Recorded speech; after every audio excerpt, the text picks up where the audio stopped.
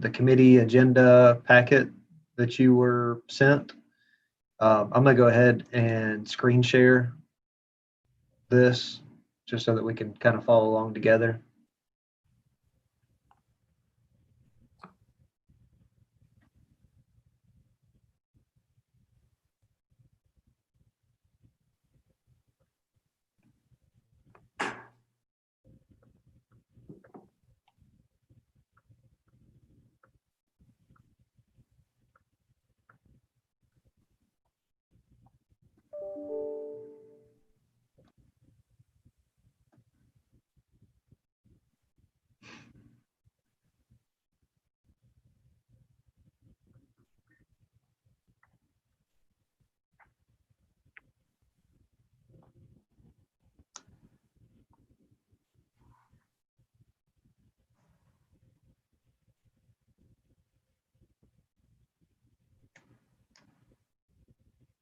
Okay, can everybody see that?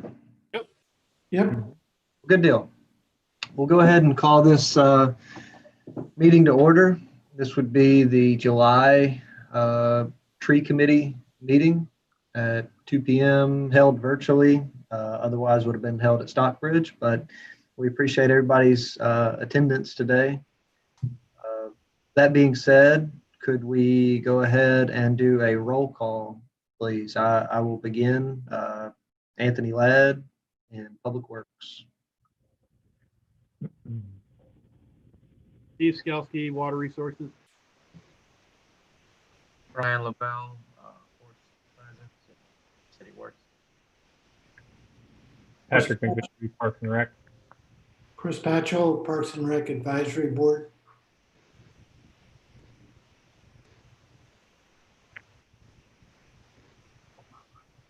Okay, and then also joining us today, again, we have Sam Chancellor. Yep, that's right. Hey, Sam. Hey. And I believe that is the only guest that we have.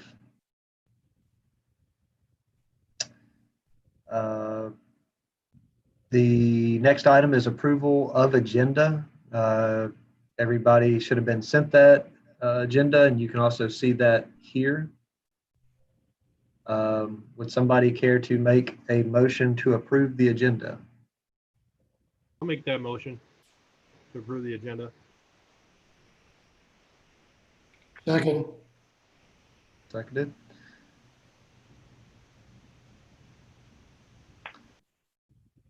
All right.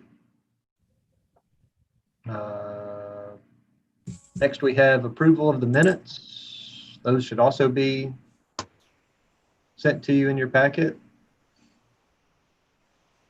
Do we have a motion for approval of those? Yeah, I'll make a motion to approve those minutes from June 2nd. All right. Assuming everyone is in favor for those approvals. Yeah. New business. To my knowledge, there is no new business that hasn't been discussed previously. If there is, anybody, please feel free to bring that up, either in the committee comments, or right now. I don't know of any new agenda items. Okay. Hearing none, we'll move on to old business. Okay.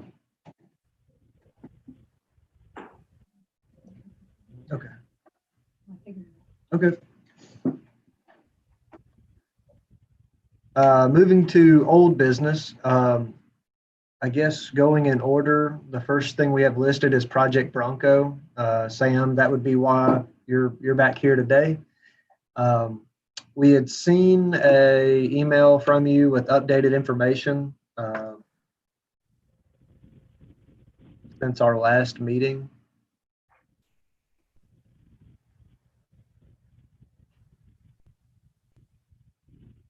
Right. Yep. That was the additional trees. Finished marking that once it dried out in the month of June.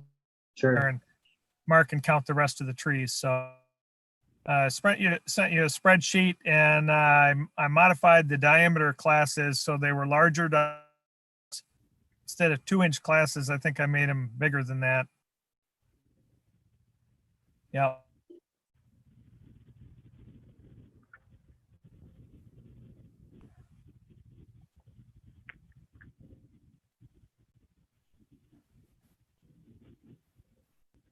Bear with me. Okay. So this is what you had sent. Yep. Numbers. And you had broken up the diameter class. And then your species mix is down at the bottom. Very large part to cottonwood, and then soft maple, box elder, and other species, Mhm. elm and dead ash tree.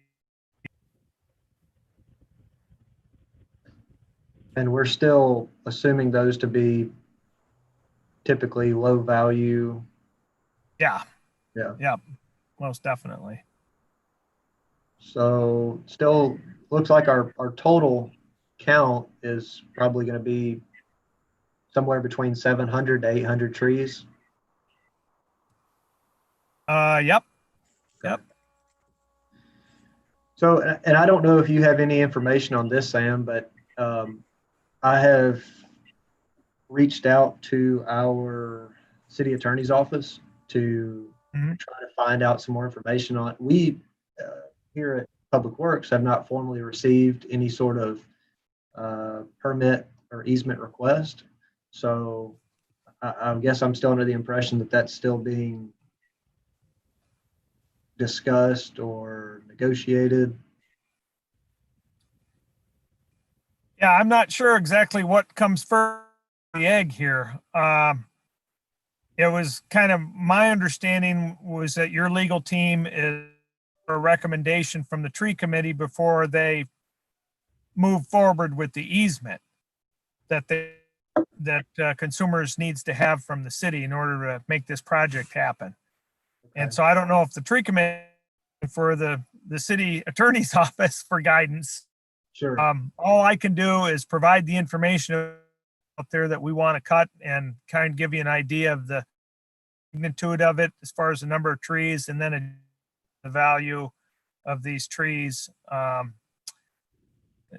least with the species mix, and appraise them myself. I guess that's not really wasn't my intent.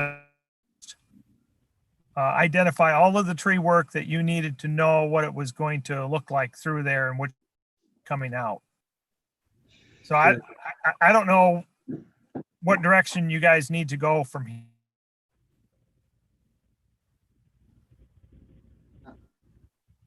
And you know, somebody speak up and correct me if I'm wrong, but I feel like that our stance previously as tree committee had been to wait and see what was going to be settled out of the easement monetarily to try to use that as a vessel to compensate for what's being removed. Um, and Sam, I'm kind of with you. I that's not really something that I've been purviewed myself, and not something that I've been involved in. And maybe we need to set up a meeting between all the different stakeholders to get on the same page and kind of explain what the situation is. Yeah. Do you know for consumers who would be a point of contact for that?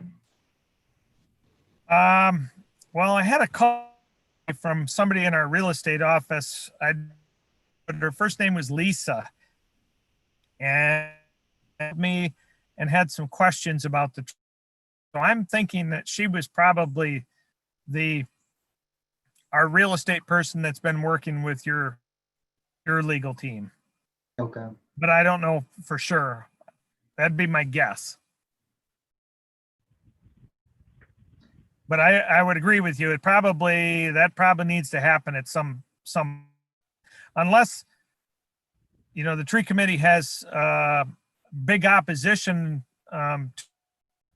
seeing all these trees cut for, an unknown reason that I don't, not, for example, let's say there was some demand to turn all of that into a recreation area with bike trails and picnic areas. And now I know that, but I'm not privy to all of the things that the interest that the zoo has. All I can tell you is here's the right of way, want to put it through. Here's the number of trees that it involves, and what it'll look like when we're done.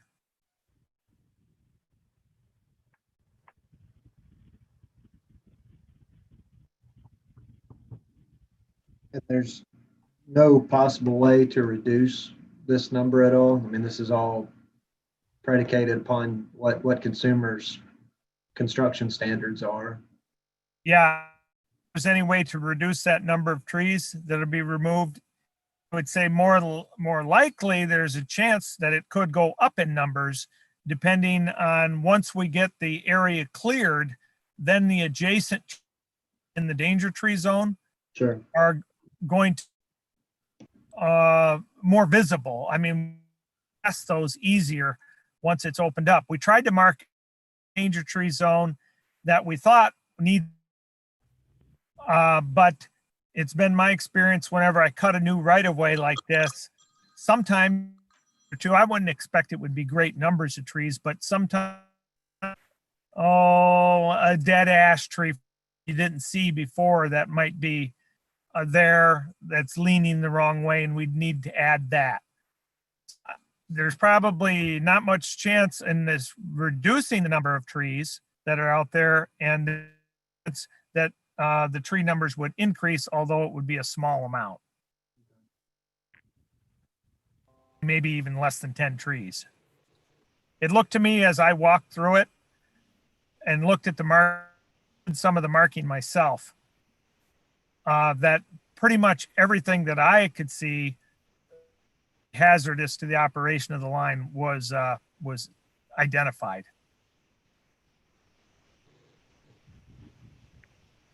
Does anybody in the committee have any comment or questions, or, I mean, does this still feel like the best course of action?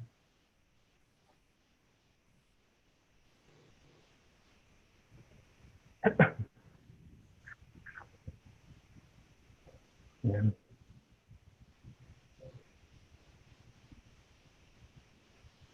I can't hear anything, so I'm assuming that's the case.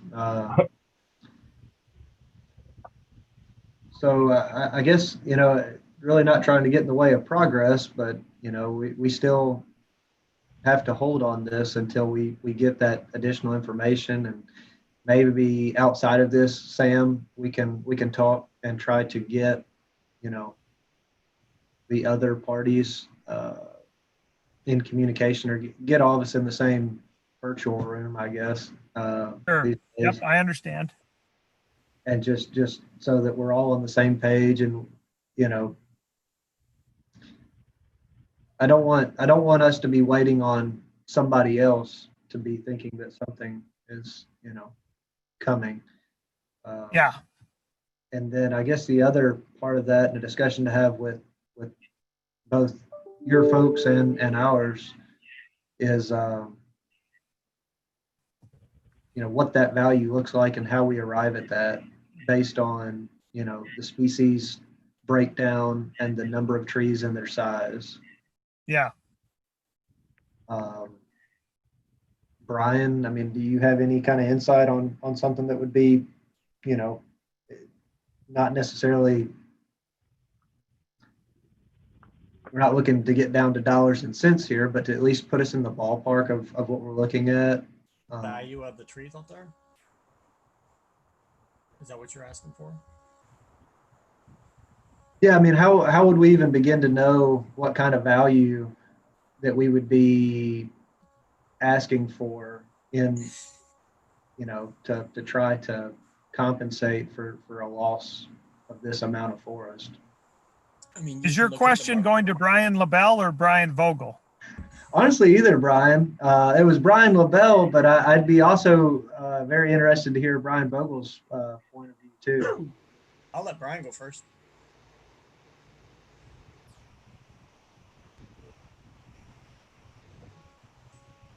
The value that I know is like street tree value, so you can't do that on here. I wouldn't think you'd want to go that route.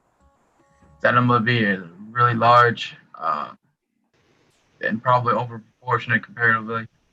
What you probably want to do is if you're trying to get like to an exact amount, you'd have to do an actual survey with tree number counts, species count, and size counts,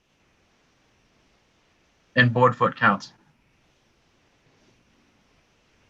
Yeah, if I could just interject or add to that, for foresters, when they're preparing timber sales, they'll go out and estimate the volume and value of trees. And so a forester could go out there and determine the amount of cord that's out there and the amount of board foot volume. That's how they measure this by the and there's tables and measuring tools that are used to establish that. It would not take long for a person that kind of had the experience and knew what they were doing there and tally these trees. Probably everything for and larger is going to be saw timber, and less than 14 inches in diameter be pulpwood. And so you could get a value of a board foot volume, and then look at current market conditions, find out what cottonwood goes for with your typical sawmill. And I'm not, super current on the markets, but I would say that cottonwood is probably $100 per 1,000 board feet, or maybe $100 per 1,000 board feet. I mean, depending on the maple too, the maple could be worth something, depending on what the size. Yep, the maple might be worth a little bit more, depending on the quality and the size. The one negative thing with the maple on this parcel is growing in a lowland site like that. The upland soft maple holds more value because the wood is more clean. Upland sites, they get a parasite in the wood, a worm, and it kind of disfigures the take away from the structural integrity of the lumber, but it disfigures it. Upland sites. So soft it depends on the site, but it would be the highest value species that's available out there. Yeah, I didn't remember seeing any decent oaks out there, but might have been white oak or something. There's no oak or maple or any hard maple or cherry, walnut, nothing that would be grade lumber. I guess that might be something that, again, we kind of discuss how that comes about, trying to create that value or estimate it. You and I can talk probably, in the days and weeks to come. I mean, are you still looking at a August, September time frame that you'd like to do? Yeah, that was my hope, because it's drying out really good now. Yeah, I know this dry, hot weather is not good for the farmers, but it's making very rapidly some options out there to do the clearing without doing excessive damage. I think it'll hold through August and into. Okay. Brian Vogel, did you have anything that you wanted to add to this?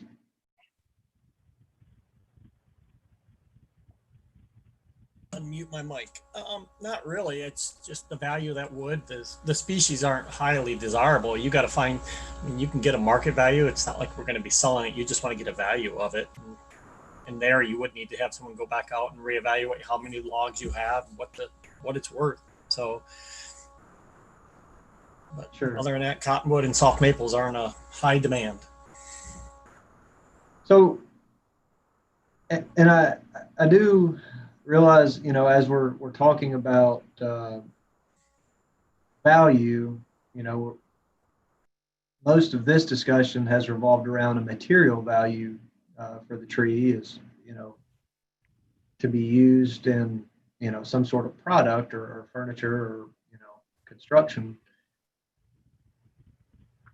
But I guess what I'm hoping to get captured and what we mainly mean by value when we're having these meetings and trying to discuss compensation, it's more of the value that it provides to the city and the residents and the environmental, the aesthetical, benefits that it provides. And granted, that's a little bit harder to put a dollar value on. I just mentioned that so that by saying this is cheap lumber, sure, it is comparatively to some of your other species, but it does provide other value besides just its material wealth. So just something I kind of feel like needs to be mentioned as we Yeah. discuss what value these trees provide. But again, I'm not trained to do any kind of forestry appraisal method that takes into account those different factors. A lot of times, property owners have different purposes and uses of their land. One property owner might place a great deal of value on wildlife production. One places a great deal of value on solitude. I don't know of any accepted appraisal puts a dollar amount on that. So that's why I just go back to the on it. I know that is an accepted method. Either in a forested environment, it's timber value. In an urban landscape, a yard like that, there's a different appraisal method that's used, more appropriate for that setting. no, absolutely, and that's really all we have to go on. I feel like it's worth mentioning. That's Yeah, the stated goal and all of the actions we take here is to preserve that canopy as much as possible. But yeah, I mean, you're right. There's no good way or no efficient way to come up with that value that it would provide. yeah, I know I could probably go through all the timber. I've done that lots. Timber sales up. I've sold timber for Consumers Energy. I know how to scale it. I know a little bit of the law, who some of the buyers are. So I'm of appraising timber value. It's like this. I don't know if Brian has that experience. Seems like you did, Brian, last time we talked. You've had some of that in your background, so you're probably capable. Well, the other thought I had is, if there's consulting foresters around for a fee, could come in there and scale that, the value, and also be possible to get a logger come in there and give you a value on it. Now, it might be a little harder to get a logger to come in there because he's basically not assured of getting anything out of it, but it's possible buyer from, say, like products, and have him come in and say, hey, thinking about having some timber available for the market. Would you be able to give us an idea of an appraisal on the timber value in here? And they'd go through these and scale them up just the same as myself or Brian. So those 4 different areas, I could do it or both. You could have a consulting forester, or you could have maybe when he come do it. And I personally don't think that that would be an issue any which way of those options. I would be comfortable with that. But also, say it comes down, well, whoever does it, that there's a cost involved in that.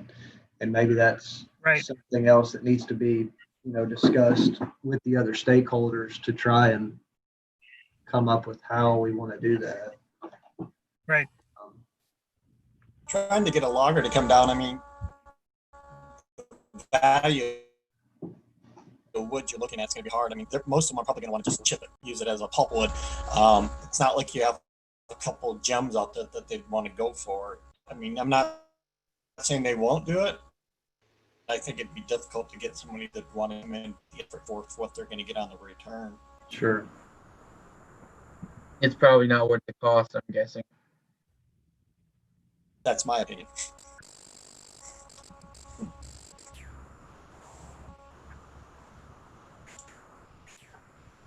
Well, we can certainly table the whole issue for now, but I would like to see another call up fairly shortly with your legal department and our real estate team, so we could all try and get together, everybody in one discussion, see if we can get it hammered out. Yeah, I definitely think that that's doable, and I can, we can exchange some emails. If you could send me a point of contact for consumers, I can Yeah. start that process. Yep. Okay. Does anybody else have anything to add or any questions for Sam?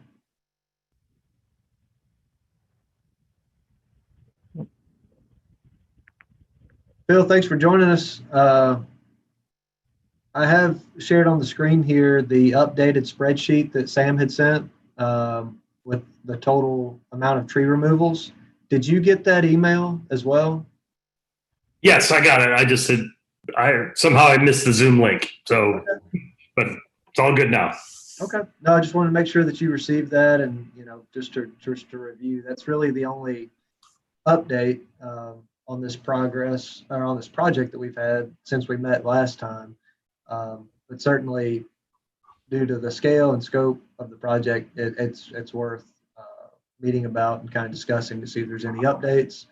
And it sounds like we're going to try and get all of the stakeholders together and try to find a good way, come up with what's going to be involved in the easement and permitting of that work to be done before it passes tree committee, just so that we have something tangible to make a motion on, take a vote. Okay, well, I'll get you that contact from consumers, and if anybody else I can think of involved, I'll send them as well, so we can get that meeting set up. But Okay. Appreciate the invite, and just continue working our way, and I'll let you get your other committee business. All right. Thanks, All right, Sam. Thank you. All right. So yeah, we will just I guess, would somebody make a motion to table that for now, pending more information once again? I'll make that motion. I will second it. All in favor? Aye. Those opposed? Okay. Moving on to the next item, the Bank Street realignment program or project, removal of the mature sycamore tree. I guess I will see if I can pull this back up. Guess I will take the heat, so to speak, for this one. So this background was maybe two meetings ago. It had been brought to our attention a previously tree committee approved removal in regards to the Bank Street realignment project. This was a proposal that was brought forth by the city to remove city trees for this project. We had identified 3 trees that we had approved, and there was discussion of a separate mature sycamore tree separated from those 3 that we were going to do some more design work with the consultant to see if there was a way to save that tree, maybe reconfigure the parking lot in order to save the tree, and then kind of work that site plan around that. I did do research and did kind of see what had happened after that. And obviously that tree is no longer there. It has been removed. My feeling after kind of looking into it was the crews that were out there were under the impression that all of the trees from that lot were to be removed. It was a miscommunication. It was not something that was done purposely by any means. I really don't think that the forestry crew would have, done unnecessary extra work. Let's put it that way. No offense, but it was a simple miscommunication. And it's unfortunate because it was a mature tree. It was, very healthy. But it was just a miscommunication. And we're going to, work on that going forward. But the immediate issue becomes, how do we compensate for that kind of a loss? Certainly fairly flexible when it comes to this, since it's, since we're the ones that removed the tree, it's the city's, project involved in the Bank Street realignment, and also in coordination with the farmers market site plan. I would propose, trying to plant 3, of our 2-inch plantings, the 6-foot height, going off of Brian LaBelle's recommendation on planting location and planting species, but something very similar to that in that immediate area is what I would propose in compensation for the loss of that sycamore. But certainly open for discussion or any, recommendation that the committee might have.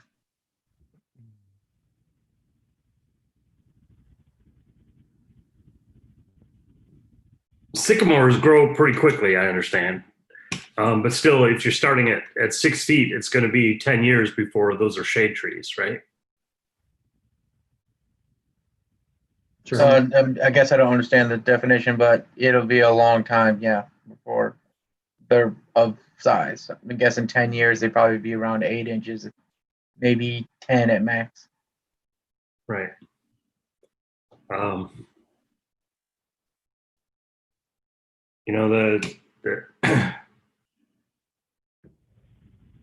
I don't know. It's just there aren't any. I don't see any good options at this point. Is we try to put in a bigger tree, and the bigger trees seem to have a lower success rate. So I think what you're suggesting might be the best option, but it's not an option that actually makes me very happy. Does anyone else have any ideas for how to, I don't know, get something overhead down there quicker?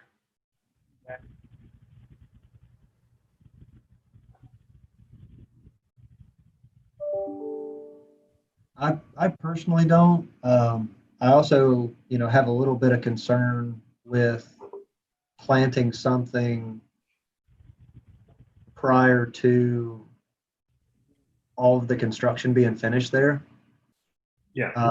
You know, I understand the concern to get something that replaces that quickly, but you know, anything that we plant right now is certainly going to be, you know, potentially in danger, you know, unnecessary danger while construction's happening in the next. You know, I think the Bank Street realignment project is supposed to hopefully begin construction in September. And that will be maybe 12 to 16 weeks of construction. And then, Patrick, the farmer's market, I'm not sure, you know, what the time frame for that? Last I heard, I don't think anything will start with the farmers market specifically until once Bank Street's realigned. Okay. And that'll be in, so possibly in the winter, but most definitely next spring. And then would that be more than likely completed by the end of 2021? Yes, I believe so. The first phase of that, yeah. And something we can look at too, you know, that realignment is going to create, you know, a good bit of green space. You know, to wait until the farmers market is completely done, I don't think might not be necessary, but we could certainly identify ample planting space, or at least for one or two of those plantings of the three, to be done as soon as, or you know, as Bank Street is completing the realignment project.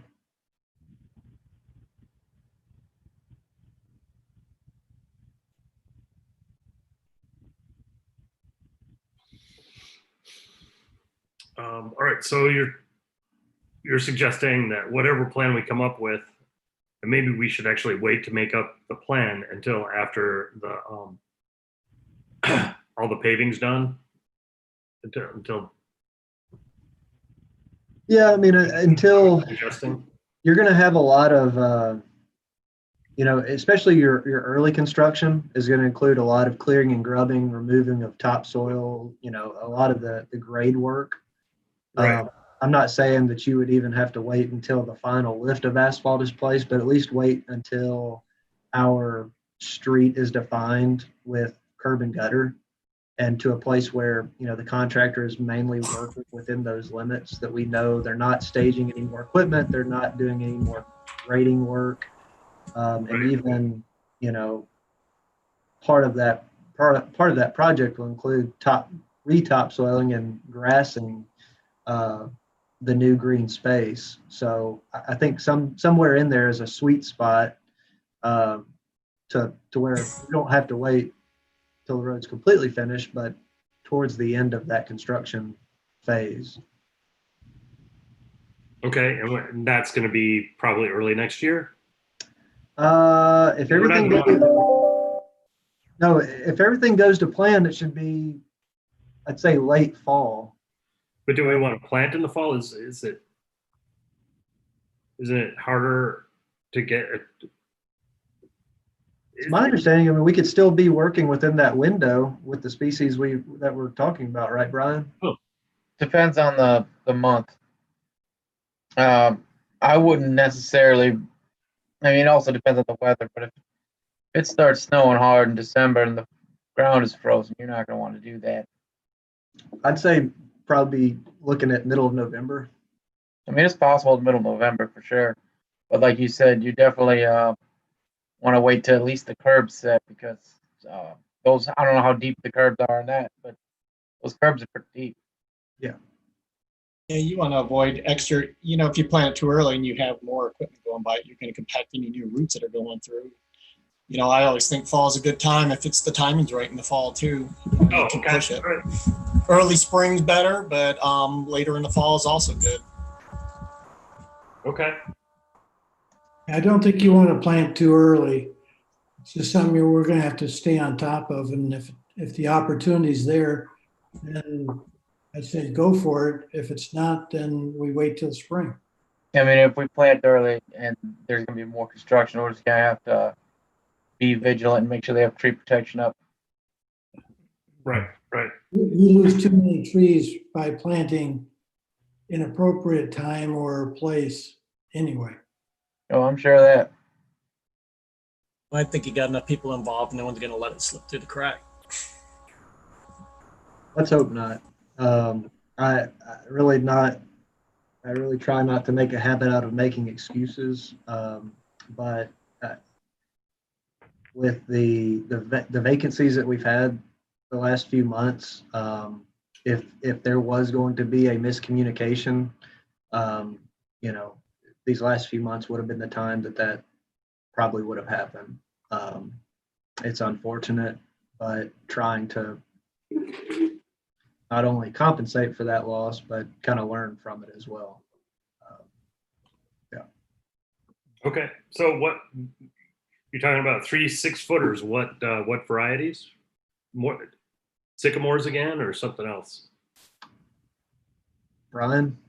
Well, I'd have. I mean, I don't. I haven't looked at the site because I don't have the plan. But depending on where we want to put them, and the available space, I don't know. But it would be good to replant sycamores. There's like a really rudimentary. If you know the DVH of the tree removed, those are rudimentary. Like, you know how many replacements you should have for the size of the other one as well. So there's like a rudimentary. You know how many 3-inch trees fit in, you know, in this one big tree you removed. But I'm of the. I like the Leonard Plain, the sycamore, anyways. They're one of the better large trees in my opinion. You can plant in the city. You know, sycamore is a pretty tree, but it's also a dirty tree. I mean, if that's the consideration we're having as a city, it's a little, you know, that's a little wonky. I'd rather the tree survive than care about how dirty it is. Well, and I would say too, I would kind of probably liken this more to one of our parks trees, just because of in my mind, you know, we really do have a good bit of green space there to where it would allow for a tree that, you know, might have a little more impact on the ground than our typical right-of-way tree. That's just my opinion, but I think we could allow for maybe a little bit of variance on that species, something more to that we would accept in our parks. I was just saying, like, as a large tree goes, you can beat up sycamores. They have not a whole lot of pest and disease that affects them, so that's why I like them. What would you suggest instead, Brian? That's a hard one to say. I mean, you got to take into a lot of considerations, especially where your location is. You want one that you got to do low maintenance, especially if it's near a street. I'm just saying sycamores can be dirty. I think they're a very pretty tree myself, personally. I do like them. The one I will tell you to avoid much of right now, because I just came from an area where oak wilt is running so rampant. Anything in that species, especially in the reds, are under attack. I mean, we don't have oak wilt too heavy down here, but it's in the state really bad up in the Roscommon area in Crawford County. It's the devastation up there you're seeing with the trees. It's incredible. Okay, I think I missed part of that. Is it devastating sycamores in particular? No, Oh, oaks. I'm just saying, you know, Oaks, watching the okay. species. No, I like sycamores. Sycamores are one of my favorite trees. I think they're a good city tree. I was just pointing out they can be dirty. That was my only comment. Okay. I do think they're a pretty tree. They're a nice city tree. I mean, they affect people with asthma a little bit too, so that's something you got to consider a little bit. And you know, when we're picking trees nowadays, we've got to look more at what is attacking a lot of these trees. I mean, our trees are under attack like they've never been in the past. Yeah. So, I mean, there's we not. also- I mean, if you get rid of oaks, which is a sad thing to say, there's not a whole lot of large trees you can plant. There's just only a select few in that regard. Well, do you think by the next meeting we could have a couple of options to discuss?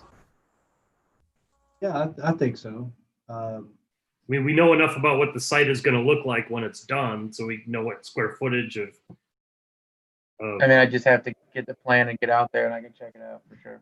Okay. Okay. So it looks like where we are now is we're agreeing to put 3 6-foot or so trees to replace the sycamore we've lost, but the variety and the actual placement is still under discussion. Okay. Now the site plan, if I remember right, I don't have it in front of me, but it already provided for a bunch of plantings, right? It does. There's significant. So what we're talking about is adding 3 more plantings to that site plan in that somewhere in that area of the site, Yes. in that northern corner. Okay. I mean, if we can't fit it, we can't fit it. We can make it a neighborhood thing. We can make it a what? Like, plant 3 trees in the vicinity of the neighborhood. Like the surrounding area. Okay. Okay. And I do think that you'll see separate from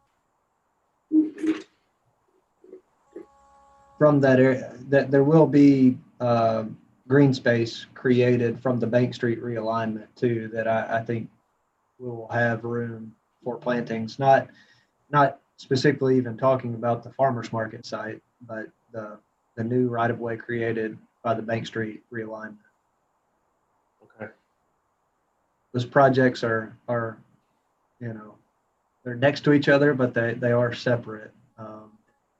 So they're on different timelines and different funding mechanisms. So I think that through one of those 2 projects, we should be able to take that to account. Okay. So do we have a motion on this? I think we do have a motion. Let me see if I can articulate it. That's well, we've got to attach it to one of the 2 permits, right? So as a further condition of the Bank Street alignment permit to remove trees, we are amending it to add that 3, what did you say, 4-inch calipers, 6-foot height? Is that what you said? I said 3-inch. 3-inch. Okay. 4 3-inch trees to be added, but the specific location and the varieties are still under discussion. And we'll have options to look at the next meeting. And then once that's nailed down, that will be a condition of the Bank Street realignment tree removal permit. Did that make sense? Do you guys follow me? Mm-hmm. Okay. That's my motion then. Second, All those in favor? All right. Aye. Aye. Or opposed? Okay, so passes. Moving on to the last 2 items. Just kind of wanted to give an update on the next one with Mr. Tom Huff, making the tree committee aware that with the Peregrine Company, that he was interested in making a donation involving tree plantings downtown. We are in the process of working with our community planning and development and economic development department to put together a set of standards for downtown plantings and downtown maybe, I guess, right-of-way features would be the best way to put that. When you go downtown, you see a lot of different features, from planter boxes to open grates, a lot of different tree species, some that were planted and removed already. So we were trying to put together some sort of uniformity to that. planning department has identified grant funds available to hire a consultant to, that kind of specializes in that to help draft something for the city on what that would look like. And so that was the reason in the delay of the donation from Mr. Huff is just, we didn't want to waste any kind of donated money to make sure that it was strategically invested in something that's going to be effective and beneficial in the long run, not something that's just, planted and forgotten about or planted without a lot of thought. So as that is being developed, those design standards, I intend on bringing that, in front of the tree committee. Not even really necessary for, I think to have, recommendation of approval is great. But certainly in a less formal sense to bring this to y'all and to maybe send it to you in an electronic copy to look through and provide input. I think that the tree committee itself has a real vested interest in what that should look like for downtown. Just kind of just an update on that. Okay. Moving forward, GPS location of trees in Crane Park. Patrick, you got anything on that? Yeah, so from the last meeting, I had the list of the trees for the plaque names. I stopped by twice, and the one time they were out of town, and then the other time they were closed. So I actually have a call into them. We'll connect with them this week and get the plaque created. So those should be by the time we have the next meeting in August and set up a time to have those installed. So is it gonna be on like wood posts or something? No, the original plan was to take the plaque and actually put it into a kind of like a brick of cement to place at the bottom of the tree.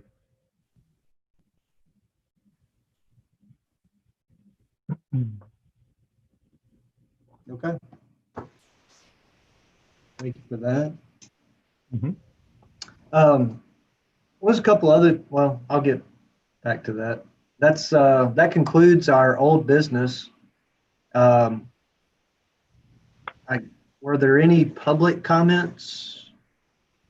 No public comments at this time. Okay. Thank you for that. Moving to committee comments. Does anybody else have anything to update or add or ask? Nope, No. I do not. This is Chris Patchell. I just had one comment, and when we approved the removal of some trees at Crosstown and Westnedge to upgrade the landscaping by the owner there, I got to be honest, I'm really disappointed that the trees that were put on Westnedge are like 6 Norway maples in a row. You can't get much less attractive than that. I mean, I can't recall exactly what they were planning, but it certainly seemed like it was going to be a better tree planting replacement. No variety, no, I mean, not even a very good tree. But that's just an awareness. If you're driving by there, I mean, they're new trees, but somehow we have to make sure that we get the message across that we want an attractive planting, not just,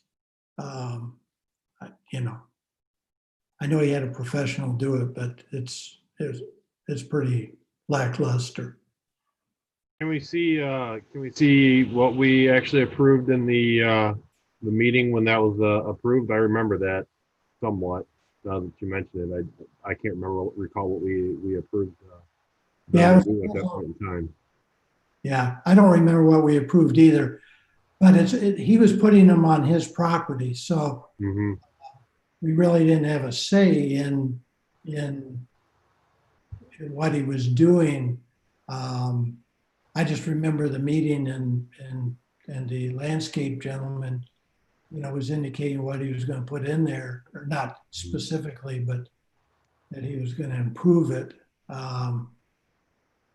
Anyway, just a minor gripe, but I think that really kind of highlights a couple of the things that we talked about during our working meeting a few months ago. Yeah.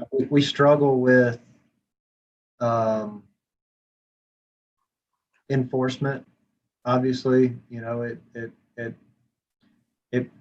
not only systematically having a procedure for enforcement, but then the actual enforcement itself. Brian and myself, being still relatively new, I feel like that's something, and even with Perry when he was here, we tried to create ways of following up on those, tree committee decisions. And even if it wasn't made in tree committee, following up with what's approved in site plan, too. There's plantings that are on site that, um, they submit a vegetation schedule for plantings, and that can change. And also another thing it highlights is when we allow private plantings as reimbursement for public right-of-way removal, we kind of lose some of that control. You know, they could plant those. Well, a year later they could remove them, or it could be a different species, like you're saying. And I'm not sure what was approved in this particular instance, but it does kind of highlight one of those things where one of the things we need to think about when these requests are being submitted to the committee on location. We need to be, either have assurances or feel really good about if we allow somebody to make private plantings as part of their compensation for right-of-way tree removal. You sure it's not in the city right away? It could be right away. I don't know in particular if those are in right-of-way or not. Sounds like Chris was saying that they weren't, but we can they start. might still be, but they're on the building side of the sidewalk, so they're further away than the the little easement Sure. grass area. And we can certainly look into that.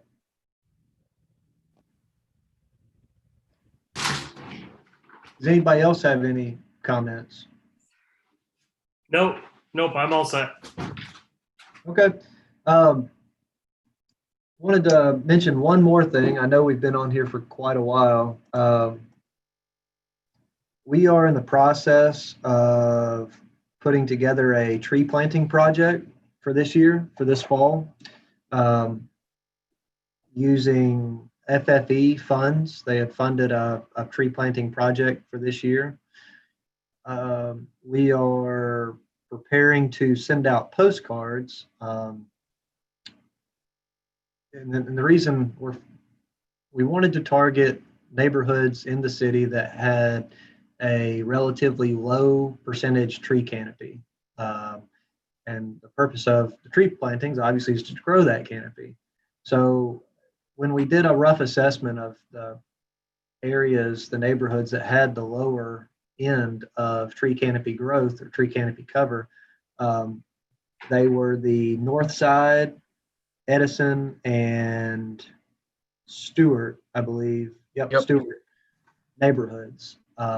And going forward with our city funded or FFE funded projects, that's kind of how we want to select our target areas, going by the areas of low canopy growth. Obviously, if we plant one year, we don't expect the growth percentage to vastly increase, but that we will move on to the next highest canopy growth percentage in these. So that being kind of our target area, residents of those 3 neighborhoods are being sent postcards with a link on how to map on the right of way where they would like to see a tree be planted. Using that information along with our available plant space that we have that's been logged into our tree asset software, we plan to put together a tree planting project. And, you know, knowing what the planting seasons are and kind of realizing some of our own limitations due to staffing and funds, you know, this might be a perpetual project that we're, you know, requesting planting locations from residents in the future or on an annual, semi-annual basis. I'm not trying to, I probably shouldn't speak too much more about it because it's just getting started, but I am very optimistic that it's going to be, you know, a wide success and really incorporating what the community wants, and then also, you know, as we as a city see beneficial with our available planting space and right of way as well. So I'm excited about that, and I think it's going to be a pretty good thing all in all. So Okay. just for what it's worth, doing some good things. If there is nothing else, we will I will ask for a motion to adjourn. I'll make that motion. Second, Seconded. All those in favor? All right. Well, thank you, everybody. We will be meeting again next month. If nothing else, to, you know, pick back up Project Bronco and also to discuss the tree species of the Bank Street realignment project. Great. Thank you and have a good one. Okay. Stay safe, guys.